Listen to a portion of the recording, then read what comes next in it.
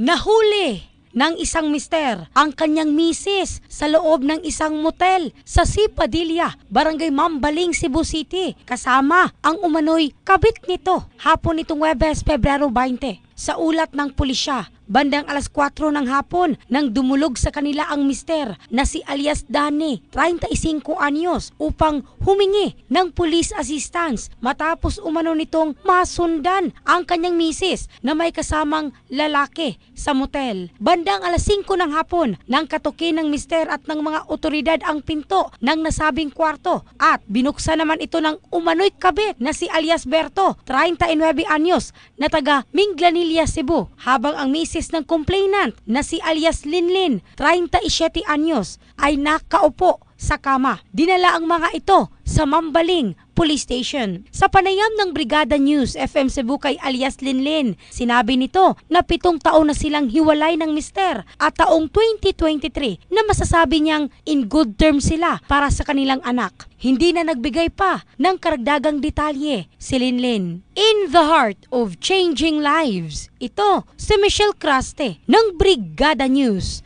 Philippines, the Music News Authority.